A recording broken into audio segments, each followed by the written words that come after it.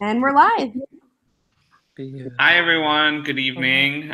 Sorry for our technical difficulties. Hopefully you can join us on this call here instead.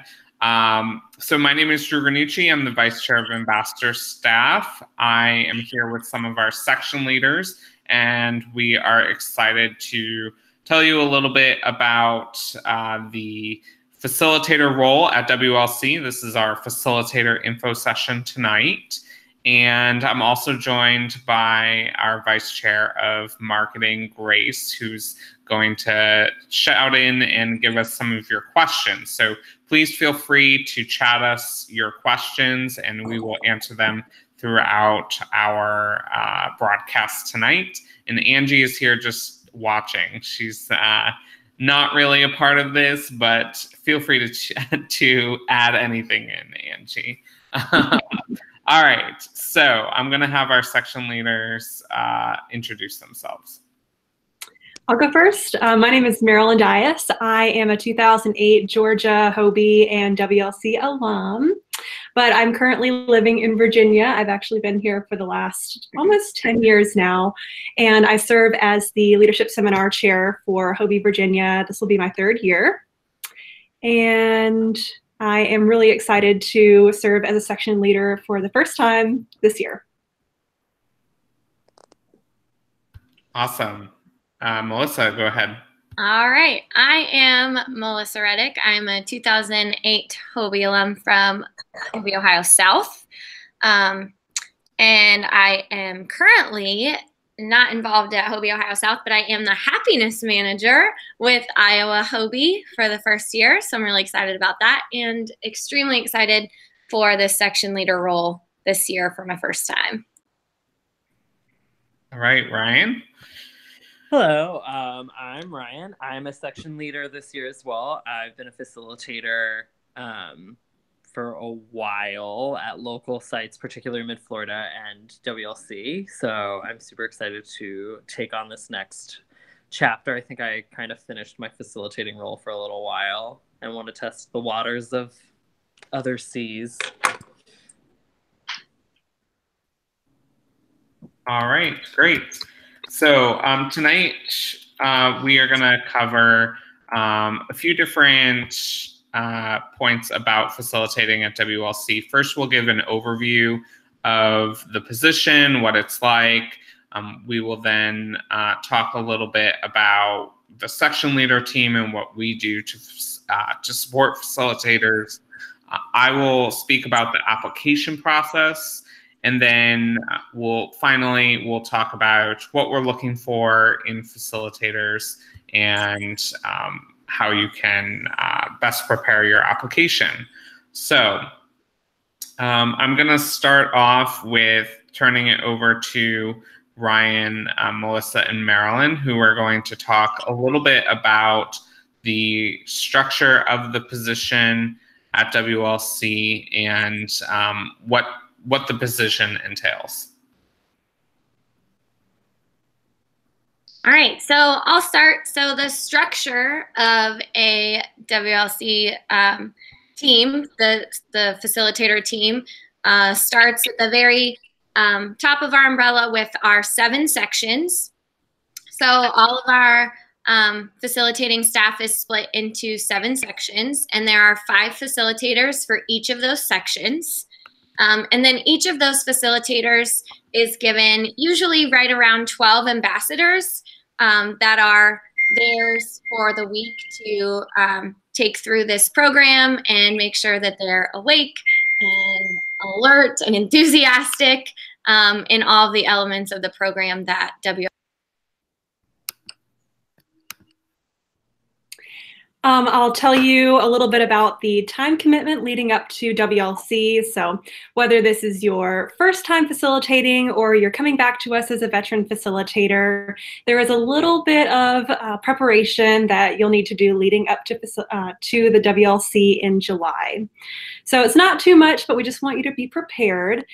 As soon as facilitators are announced, and that should be on March the 1st, we will start having monthly training calls, so within your section. So these will be approximately an hour long, leading up to July.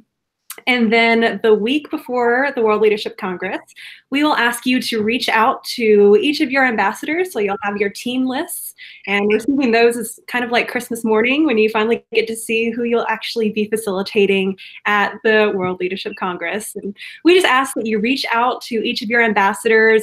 It's your first time to really make contact with them and get to know them. And oftentimes this is a time to ease any of the fears or the questions that parents might have, as well as any apprehensions that ambassadors may have as well. So you'll be able to talk to them, get them pumped up, get them hyped about coming to WLC, because it really is the most outstanding time.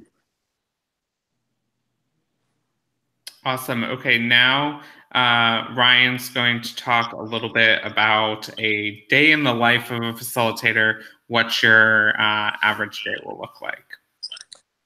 So your typical day is structured fairly similarly in the sense that, you know, you have your wake up and then a jam-packed day full of either panels, speakers, activities, or even service projects, and then ending with group time or even a section time.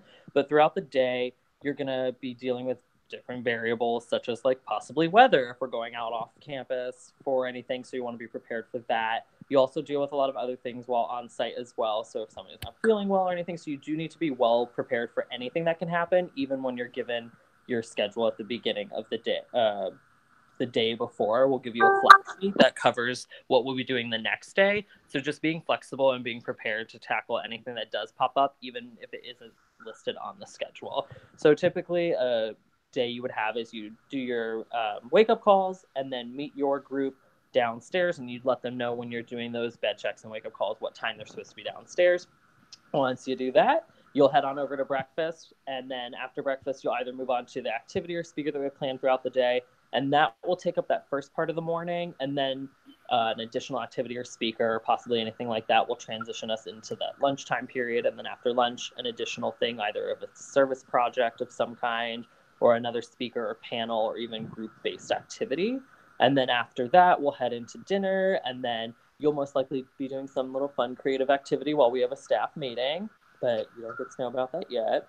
And then we'll all head into there, chat about the next day. So you're kind of got multiple kind of gears turning at once. You have to be planning for that day that you're in right now and then thinking about the following day, but just kind of staying present is going to be your biggest asset for living day to day at WLC, because it is going to be a long one, but we're here to support you.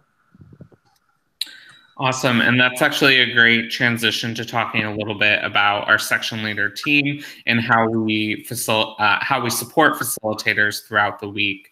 So we are made up of 7 people. There are 3 of our section leaders here tonight.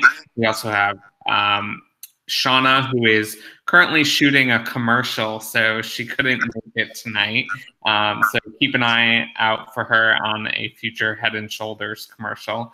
Then we also have Driss and Matt Plax, who are our other section leaders. And we are really looking forward to having an outstanding team of facilitators. There will be 35 facilitators, and we're trying to put an emphasis really this year on our staff's wellness and their ability to be present and be really 100% for their facilitators throughout the week. So our section leader team is committed to supporting our facilitators through additional breaks throughout the week, so that people have a chance to recollect and think about themselves, and really make sure that they're ready to go each day. We're also going to be supporting our section leader team with additional J staff. The way our J staff is restructured, each section leader will have 2 or 3 J staff, which will in turn really be able to support our facilitators as well.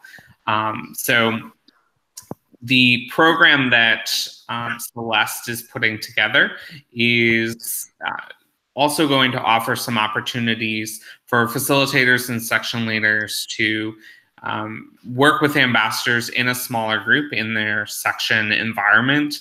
And so it'll provide a great opportunity for our sections to really work together this year as well. So we're going to be doing our best to support facilitators throughout the year and really make sure that they are going through each day fresh and not exhausted constantly, and ready for what's coming next. So that is kind of our vision of the facilitation role.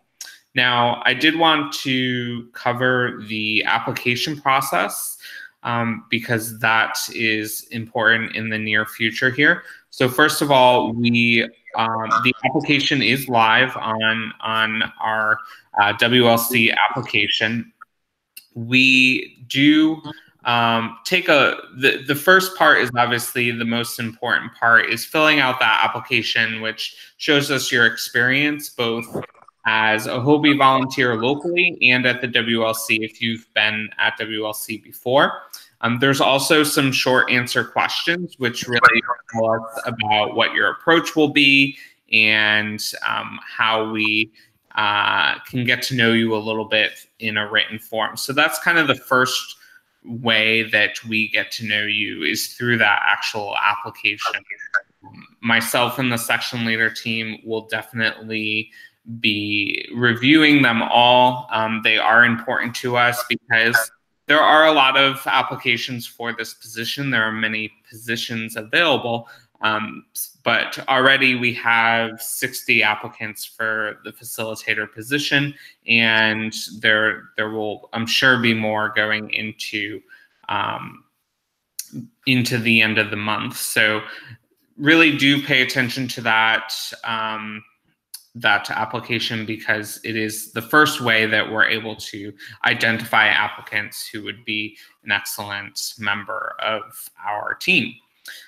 We will be doing some interviews. Not all applicants will be asked to interview. The reason we do short interviews with applicants is so that we can get to know them and their experience better. So typically that is for people who are new to the WLC, who we are not as familiar with, and we want to get to know them. So if you're not asked for an interview, don't worry. That is just a part of the process that we ask a select group of people for an interview. It's not something that we're able to offer to everyone, unfortunately. The other thing that I want to mention is during this process, once you apply, please feel free to let us know if your schedule is not completely set for the summer and you're unsure of your availability.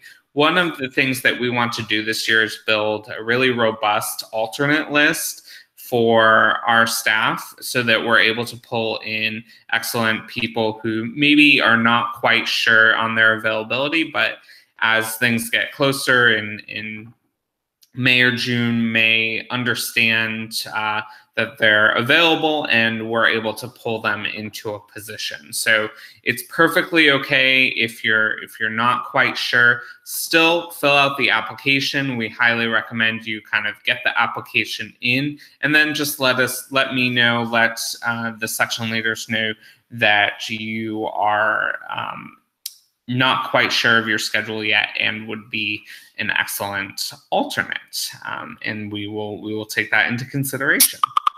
So that is a little bit about the application process. We already talked about the time frame in general, but the March 1st is the time frame when we're hoping to notify everyone by. February 1st is the deadline. And then the interviews and calls will take place throughout the month of February. So that will give us 3 or 4 weeks to be able to try and connect with as many people as possible. All right, so Grace just let us know that Leah has a question. Hi, Leah. About how the new J staff structure will take the place of the old ASA position. And that's a great question. So the J staff is one group this year, and we are excited to still integrate them into our facilitator staff as well, the ambassador staff and the ambassador experience. So what we hope to do is have, instead of one ASA per section, we hope to have 2 or 3 J staff members that are working with a section leader, and they will have a lot of the same opportunities that ASA has had in the past. So that will include participating in group time potentially, cheering, keeping the energy up, interacting with ambassadors throughout the day, throughout the program, and really serving as that junior staff mentor for our ambassadors and making those strong connections that are so valuable to WLC. So in addition to their ambassador staff interaction, they'll be working with the rest of the teams. So there's potential that junior staff will interact with all of our teams, but certainly one of the major functions will be with the operations team. Sorry, I lost my train of thought. So that will be a major part of it as well. Okay, so we have another question coming in. What's a tip for a first-year facilitator? So does one of our section leaders want to jump in and take that? Yeah, so first-time facilitators, I think that the biggest piece of advice I could give is something we say throughout the week that's actually really important, and we joke about it, but I think it makes all the difference, and that's trusting the process and giving grace to those around you. Not our literal Grace. She's awesome, but we can't give her away. But just, you know, like understanding that we're all going through this process together and that we're all there for the same reason, and that none of us are perfect. Things, you know, might not go the way that, you know, it says it would in the program book, or maybe even the staff meeting 15 minutes before and it changes right after. But there's a reason, and the people who are taking care of that know what they're doing. And as a first-time facilitator, it can be really, you know, stressful and even sometimes frustrating when you're kind of, you know, in lieu and like waiting to hear what's going to happen next. But everybody's working for the same reason, and just giving grace and like understanding that, you know, it's going to happen, and that we just have to be positive and, you know, get through it with our ambassadors and keep that positivity, and let our ambassadors know that, you know, whatever it is that we're waiting on or whatever it is that we're doing, there's a true purpose, and that in the end, it's all going to work out in the most perfect way for WLC. And that we just have to keep that in mind as things go on throughout the week, because it is a long week, and sometimes giving grace to those and being calm and patient is the hardest thing to do when you're running on little sleep. But it's one of the most important for making sure that the team works well and that everybody leaves with the best experience, both staff and ambassadors. Hey, I'll share another tip for a first-time facilitator. I know this was very important for me coming in as a first-time facilitator, but somebody told me to come in with a plan for group time. And group time happens at the end of every night, just about, and it is one of the most wonderful times. It's really just an opportunity for you to get together in a more intimate setting with your ambassadors and really debrief the day. And most of the time you will have an idea of what the focus of that day was. So maybe that was a day, you come across a day where we went to Humboldt Park or we did some type of service project. And so knowing that the focus of that day was on service, you can kind of think about, okay, what are some maybe icebreakers or fun games or something that I can do that are related to service? Or what types of questions do I want to have in my back pocket so I can help facilitate a meaningful discussion with our ambassadors? So just having something up your sleeve, even though it might not go quite according to your plan, just having something, like I said, in your back pocket that you can pull out. But yeah, just going in with a plan and being open to that plan changing.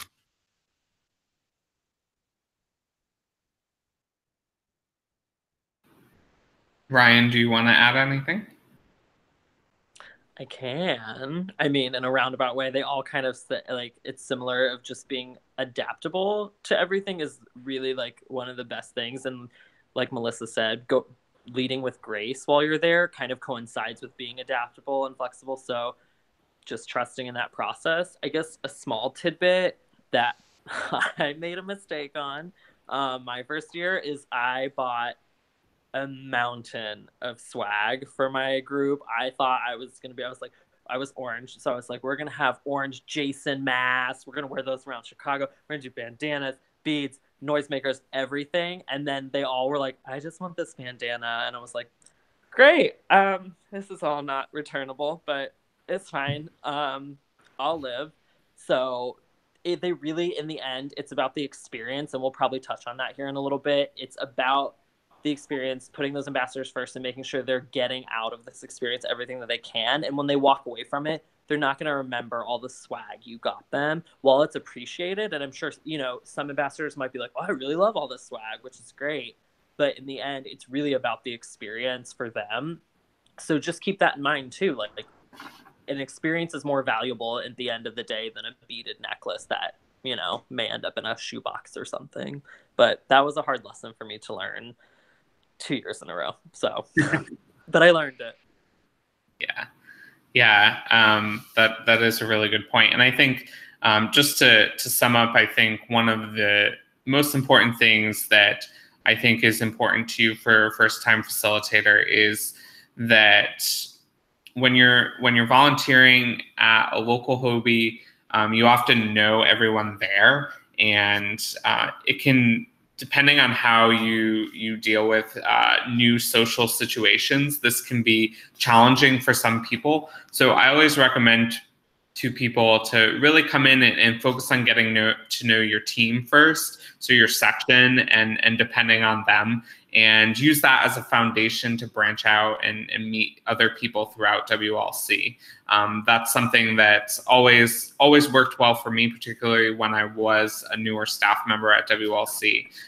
Because it can be intimidating. There's 100 people on staff, and we want to make sure everyone has a really positive experience. So coming in open-minded, ready to get to know other people, but really prioritizing the people that you're working closely with can help you in that process. So sorry, I thought of something. Sure. Another really important thing that I was fortunate my first year. I had a rock star team that I got placed on, but I felt so comfortable being able to ask them questions. But I think as a first-time facilitator, we always want to be like, I got this. Like, I don't need to ask questions. And I think it's super important that just asking a question is not necessarily seen as a sign of they don't know what they're doing. So if you are genuinely wait, what are we supposed to be doing right now? Ask your section leader, ask maybe one of the J staff members that are around you, ask a fellow facilitator, whether they're in your section or not. But it's okay to ask questions. We welcome them. We're all here together to work together to make this machine move as fluidly as possible. So feel comfortable asking questions to anybody. And if they don't know, we'll find out. And maybe we're not supposed to know. Yeah, that's a great point as well. We had a question, if anyone, about being away from HOBY for a while and coming back to facilitate. So I think, I don't think that there is any particular time frame. I think a lot of the core of facilitation has remained the same over time. So I would just recommend that anyone who's coming back after a while, just be prepared to think about the WLC structure in a different way, which will be new for all of us this year. And what we necessarily have done in the past is not necessarily how it's going to be this year. Every year is unique at WLC. There's always new things, new changes, the program changes, the structure changes. So just be open to that change and not be focused on what maybe your past experiences. And I think that's good advice for people who have been to WLC far in the past and people who are coming back each year as well, that there are going to be changes and it's okay. We're trying to improve as an organization. We're trying to always make things better. And that's one of the great things that happens as well. Okay. So it looks like we have another question about what your favorite self-care habits at WLC are. That's a great one. And what's your go-to way to check in and take care of yourself and well-being while facilitating at WLC? So I think that's really a great question and is something that's an emphasis for us overall this year. And so I'd love to hear what some of our section leaders' thoughts are on that. For me, this was kind of a hard lesson to learn because, especially being new, this kind of like goes with both questions about new facilitators and taking care of yourself. But like you want to get to know people, especially because there's new people on staff every year. And, you know, WLC is so go, go, go that a lot of times, you know, after section meetings, and those kinds of things, people will stay up and they'll, you know, hang out and talk to each other and those kinds of things. And I learned very quickly that while I wanted to, more than anything, stay up and hang out with them, that I was never going to be my best self for my ambassadors or for those people that I was getting to know the next day if I didn't do my bed checks and go to bed. Sleep is a rarity as it is throughout WLC because there's so many things going on. And, you know, you want to prepare for the next day and you know, you're worried about your ambassadors and things come up and you want to, you know, talk to the people at home. But the best self-care thing that I learned for myself was that when those bed checks are done and, you know, you've sent in that list and you've checked everyone off and you've taken care of that, you know, I go to bed and I turn my phone off and I just go to sleep and allow myself that time to kind of rejuvenate for the next day because I love sleep. And so that was a really big thing for me was, you know, in the first couple years that I facilitated, I, you know, stayed up late and I, you know, went and got cookies or did whatever it is that, you know, we do. And I just learned that that wasn't for me. Like I needed to sleep sometimes. And I just wanted to pipe in and say one of our focuses on wellness overall at WLC is giving additional sleep and additional downtime. So our hope is that our ambassadors are in bed longer, our staff is in bed longer as well. But Marilyn and Ryan, if you want to jump in with any self-care tips that you have too. Sure. I would say one of the things that Loyola, which is our host campus, one of the things that they do really well is their dining services. And if you haven't experienced a college dining room ever, it has a lot of wonderful options and a lot of really great desserts and a lot of home cooking oftentimes. And it's just important to remember that even though all of that is there, to try and maintain a healthy diet because that is all about, you know, getting sleep and maintaining a proper diet are two of the best ways to take care of yourself while you're away for so long. My tip is I try to make myself as at home as possible in a dorm room. So I will pack comfortable bedding, a really great pillow, because all these things will make you much calmer and like ready for sleep. And you try to make it as homey for you as possible. It makes you feel more at home and yourself. So I also will pack like a Lush face mask and all my like toiletries that are catered around that to make it as spa-like for myself as possible. So if you ever come to my room and you want a face mask and you don't you want to sleep, but like you want to stay up a little bit. Melissa, we can do this. We can do like a face mask or something one night and then like go to bed immediately. But like I try to make it as if I'm still at home, but I have to be up at 5:30 in the morning or something. But I still try to be as like live a normal life as possible. So I'll have like my emergency, a lot of water. Water is your best friend at WLC. Like, I get it. You might want to have your Diet Coke at dinner or something, but like water all day long is going to be your best friend. I will always try and have some sort of emergency in the morning or in the middle of the day. And then I will have my face mask at night or anything like that. I try to make it as comfortable for yourself as possible because it kind of sets you up for the next day for success. That's what I do. Yeah, just bouncing off of what Ryan said about making things feel like home. This is going to sound really silly, but like Marilyn said about like colleges and the dining halls, college bathrooms are also really great and wonderful. And so you're probably used to a nice, soft, comfy toilet paper, and that's not what you're getting when you go to college. And so I always bring toilet paper from home, which sounds crazy, but I mean, it's great. It's a good self-care option. Just saying. Retweet. I do it every year. So if you're on a floor or sharing a suite with 3 other people, we are near a CVS. It's less than like a 5-minute walk. I will say, I will go pick up the Charmin Roll 4-pack for us and we'll hook it up in that bathroom, but we're all splitting this. Or depending on what you eat, we may go through another one. It really just depends. But toilet paper, yes, I do it every year, 100%. All right. Well, I don't know how we transition away from that.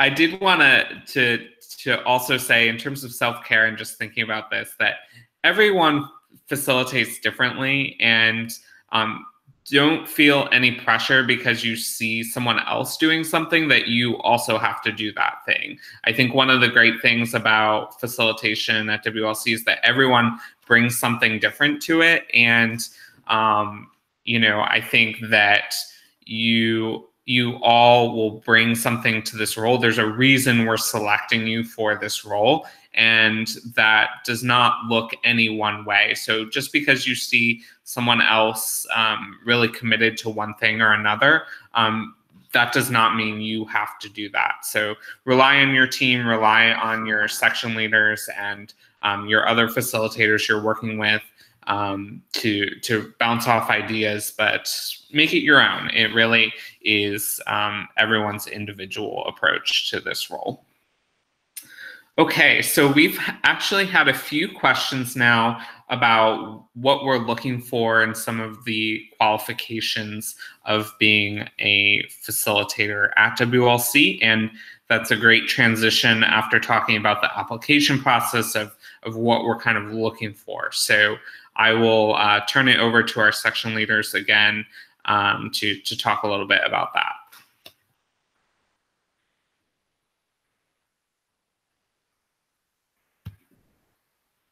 All right, sorry, I couldn't find my unmute button.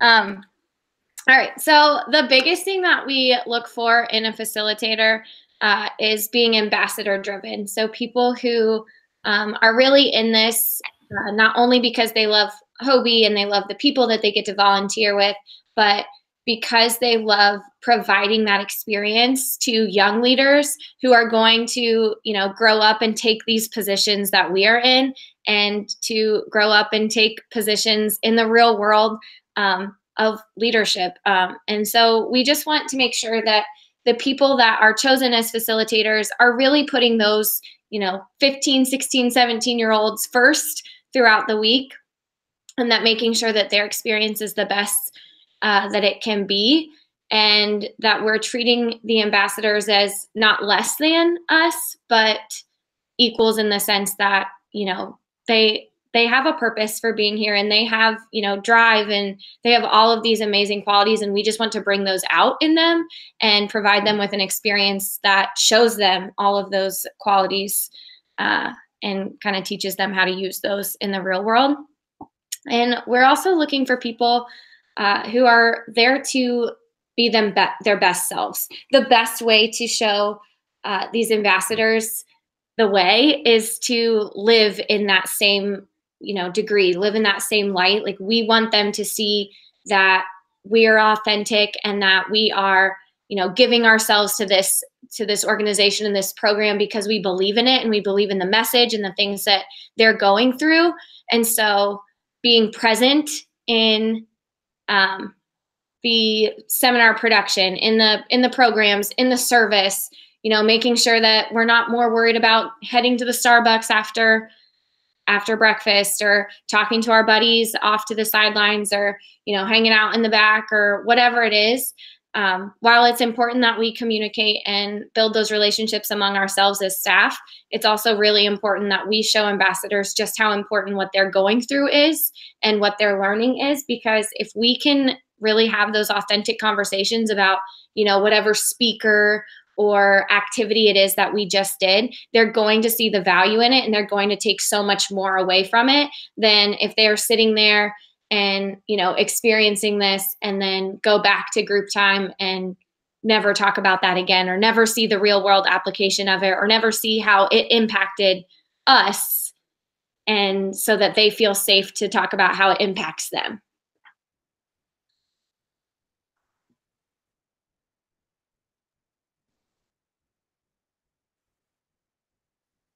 There we go. Okay, I'm on unmute. So WLC, the World Leadership Congress, it has been described as a marathon. Some people have called it HOBY on steroids, but either way, it all means that there are a lot of things going on at WLC. So there are a lot of moving parts. Drew mentioned earlier that we have a staff of right over 100. We've got about 400 ambassadors. So with 500 people moving around and trying to accomplish everything that they set out to do and have the most outstanding experience that they can, you can imagine that things maybe won't go always as planned. I know we've mentioned that a couple times throughout this call, but we are looking for facilitators who are empathetic and understanding.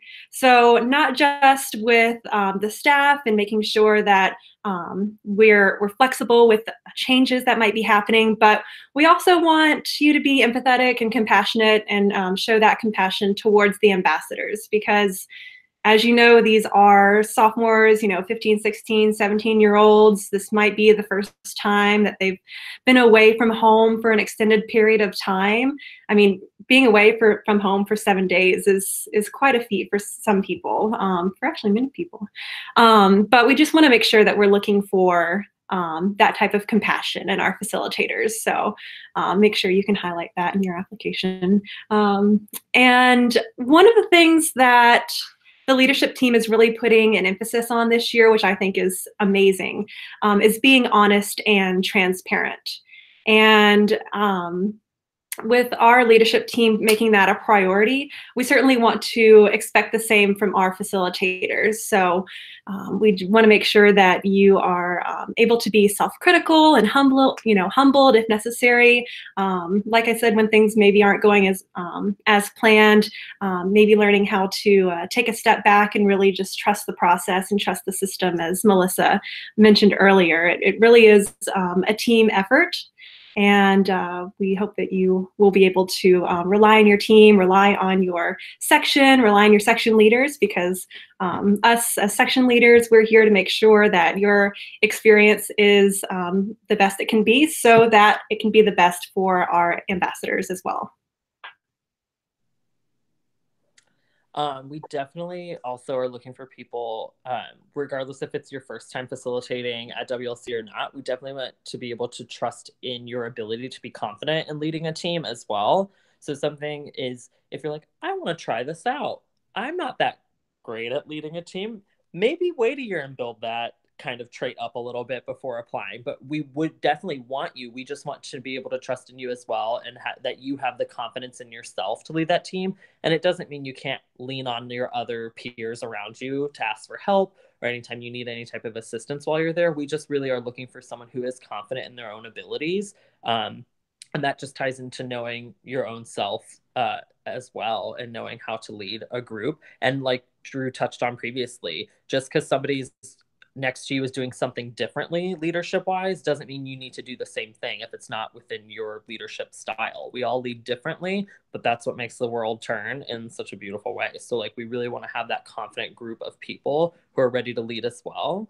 Another thing that we are looking for as well is we've all kind of touched on it in a roundabout way a couple times, is being present. Melissa just talked about it, where it's like, maybe don't go run and do that coffee break. Maybe, make sure you're around your group of ambassadors and being present. So if there's a speaker up there and you have group time tonight, and that group time, this could be something, all or a majority of your ambassadors are fascinated by. And then when you get to group time, if you weren't there being present and paying attention and getting out of that speech that they were getting something out of, you don't really have the ability to facilitate that discussion as well as you could have. So while coffee is important, Loyola Dining will have some for us. We'll just all muster the strengths to get through with some Folgers instead of Starbucks, and it'll be fine. It's just 7 days of your life. We're all here. We're all riding this car together. So being present is something that's super vital. And I took a huge learning lesson from that from my section leader last year, who is our section leader this year, is Erin Orchard. She was very much about being present and, not focusing so much on the tangible things, and making sure you're always there and being, using your time wisely while you're there. So that it ties into being present. So we really are looking for those two things and everything else that both Marilyn and Melissa have talked about as well. And then, maybe surprises. Maybe there's a trait we didn't talk about that we are looking for. So maybe you're the missing link. Who knows? And we've also had a few questions about how experience is factored into our decision-making for the facilitator role. And experience is definitely something that we do look for. We look for people who have facilitated at the local level, because we don't want you to have your first facilitation experience through the WLC, because it's a lot, and it's something that you learn things as you do it. So your first time facilitating at a local site can often kind of get you through in a way that will show that you're prepared for this experience. So we do look at experience. It's not a certain number of years needed, but we definitely like to see people who have done this in the past, either at WLC or at a local site, because that can really help just make sure some of those first time facilitation things that you learn are taken care of.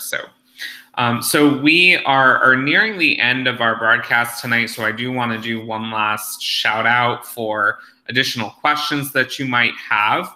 Please feel free to chat those into us. But as we're going through that, I'm going to ask our section leaders who are on the call tonight to just talk a little bit about what their favorite part of facilitating is. If you have any particular ambassadors that you remember, or people who really got a lot out of it, that would be great to share as well. So if each of our section leaders could talk about what their favorite part of facilitating is, I think that's a great way to close out our information session tonight. I'm already unmuted, so I will just go. So for me, my favorite part is it's kind of a twofer. So it's when the ambassadors first arrive and you have your first group time. And something one of my old section leaders actually taught me, Patrick Halloran, is you take a photo of your first group time night, and then you take a photo at your last group time, and you can just see like the overall difference in energy and physical posture of your group. The first photo is kind of like that awkward family photo where there's like this odd amount of distance between everybody. Sometimes some people are a little closer, hugging and everything because it's WLC. But the last night they're either like sobbing because you're catching them at the very tail end of their group time. But just like seeing that transformation that they have from first day jitters to the final, like, I don't want to leave, I want to stay here forever, is really my favorite the whole thing about WLC, because you really see that they got something so major out of this experience for themselves. And you selfishly, you were a part of that, but like so was your small subset of group and your whole section, and then the WLC as a whole. So it's just really honestly, it's a really beautiful thing to see the transformation in them, and knowing that they're leaving here better humans than they walked in. That's always my goal as a facilitator, is to make sure that when they leave this WLC, they're better people than they walked in on it. And it usually is that case because they're phenomenal people to start with in the first place.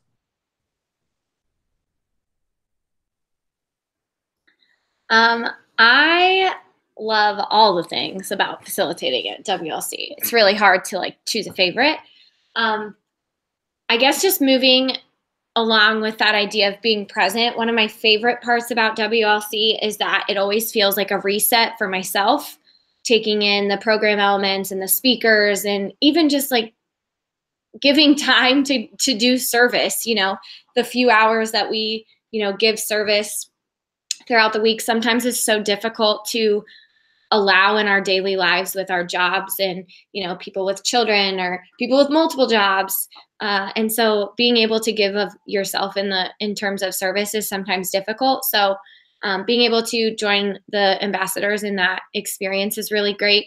But just kind of taking this week and learning not only from those speakers and panelists and activities, but from the ambassadors themselves. They all have such amazing and cool experiences and things to share. And, you know, getting to know them throughout group time is amazing. My favorite part is, you know, I have group chats from my very first group who still like blow up, especially around the holidays. And they're like, hey, you know, how are you doing? We're on break. How's school? Or those kinds of things.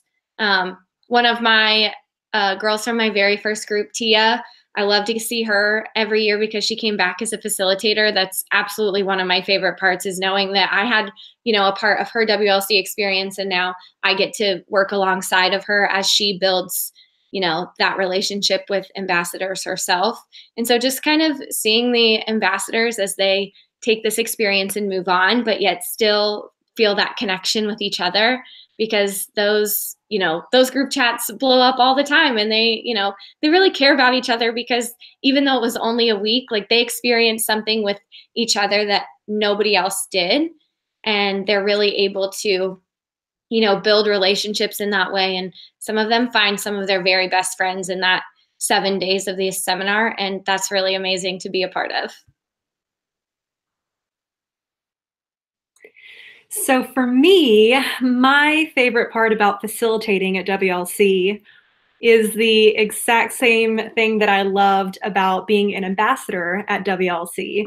And that is all the diversity that you encounter at this Leadership Congress. Because the thing that makes the World Leadership Congress so unique is bringing together students from all over our country, which is diverse enough, right? There's plenty of diversity there, but bringing in ambassadors from just all over the world and from places that maybe some of our ambassadors in the U.S.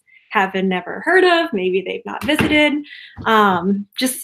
It's just incredible when I think about having ambassadors from Taiwan and Hong Kong and where else? You know, Canada, Mexico.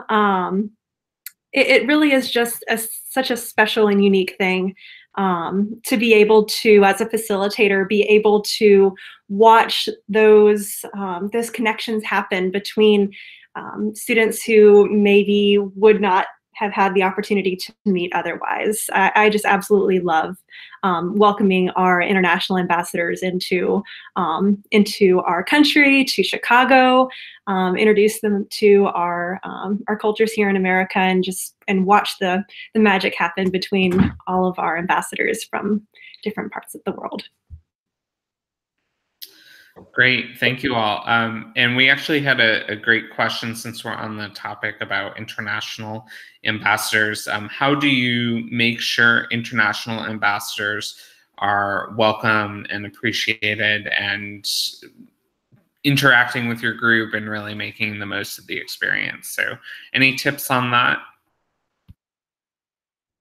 Yeah, I have one. So I think it was Brock Coleman that taught me this as kind of a fun thing to do during group time. But Ever since I started facilitating, whenever I had an international ambassador in my group, which everybody will have at least one international ambassador, asking them to every day come up with a word in their language that they can teach the rest of the ambassadors, and it can be a word that they can use and integrate in their conversations the next day.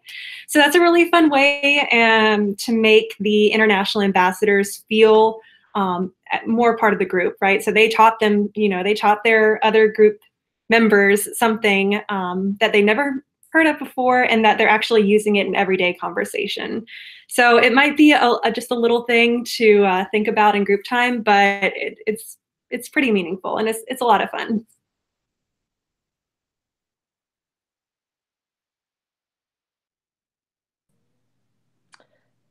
Something I always try to do, especially early on, is whenever you're out and about, either in Chicago or we're going offsite, or even if they're like having to go to the bathroom somewhere, we always have a buddy system integrated. So I always try to make sure that an international ambassador is at least paired up with a US ambassador, just so that they can, and I always try to switch up the pairings throughout the week as well. So that way the international ambassadors get a chance to interact with every US ambassador, because we usually have more US ambassadors than international ones in each group. So they always find that really exciting, because they end up forming a really unique bond with them than they would with a US ambassador. And they learn so much more about, like, not only just like the United States, but like the state that the US ambassador is from as well. And like learning about that specific country and the city within that country that international ambassador is from. I just always remember my first group that I had, they like became super protective of the international ambassadors that they got paired with, because like, this is our team, like really jazzed about that. And they like all talked extensively about how much they learned. I think particularly about Taiwan when I had my first group. They all really seemed to enjoy learning about that, because it's on a more personal level than just kind of like, here's a history book and geography, read up about it. So they learn a lot of really cool things that way as well.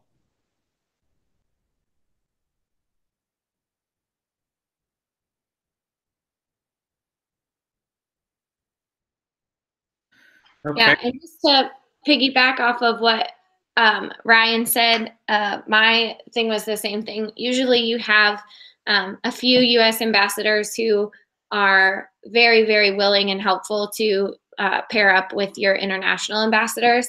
And especially as you're first getting to know your group and your group's getting to know each other, just making sure that they have, a U.S. ambassador as a buddy that they can, go to, especially if they're one that's more quiet, a U.S. ambassador that, might be able to talk them through sharing in group or those kinds of things, and just getting them comfortable with one or two people in the group, so that then it's an easier transition to be comfortable with, 12 people in a group, and then comfortable with however many people are in their section. And then of course being in a room of 400 people and embracing that opportunity to be here, but also knowing that they're valued within their group and within the organization.